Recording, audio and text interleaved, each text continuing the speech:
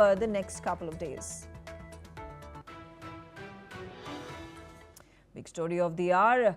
The United Nations General Assembly, where the biggest development comes from the 5th Crimea Platform Summit, which was held at the UN headquarters yesterday and saw participation from more than 60 participants, including around 40 heads of state and government, as well as representatives of international organizations.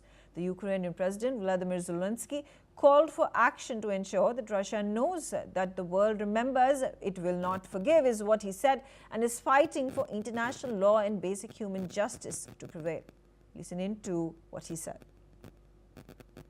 Russia very much wants to make war the new normal, and this is exactly what we must resist, not allowing killings and Russian occupation to become something the world can simply turn a blind eye to. There must be no normalization of Russia's war or of Russia's brazenness to wage it. There must be no easing or lifting of sanctions on Russia while the war and occupation continue. The Ukrainian president had a packed day of engagements at the United Nations yesterday. He hosted the Crimea Platform Summit and his address at the general debate, where he reiterated his call for security guarantees as a mandatory part of any peace agreement between Ukraine and Russia. Today, no one but ourselves can guarantee security. Only strong alliances, only strong partners, and only our own weapons. The 21st century isn't much different from the past. If a nation wants peace, it still has to work on weapons. It's sick, but that's the reality.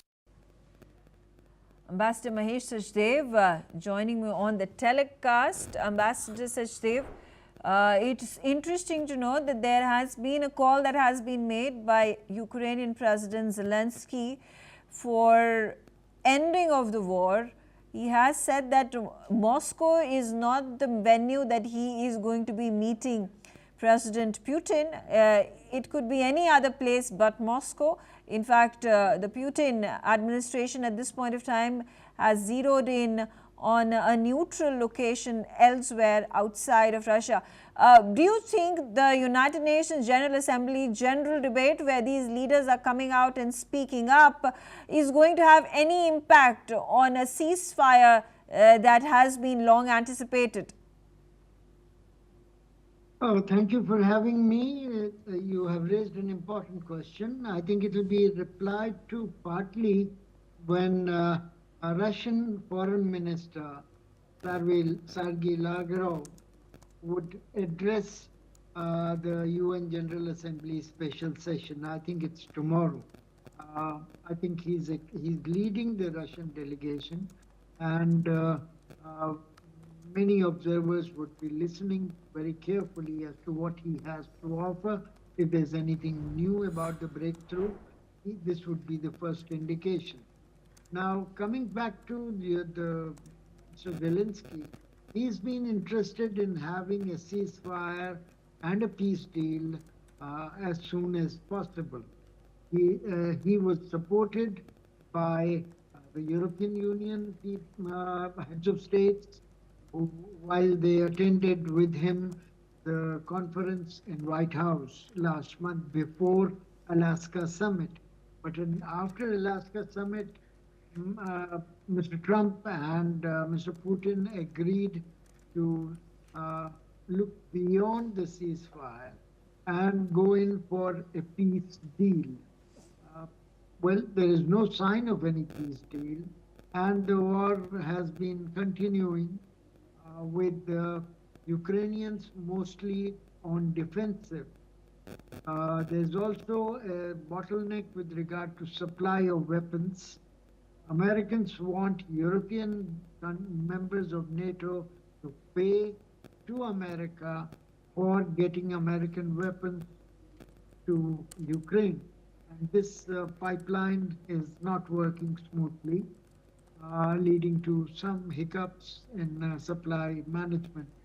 Therefore, Mr. Zelenskyy is meeting with Mr. Trump earlier this week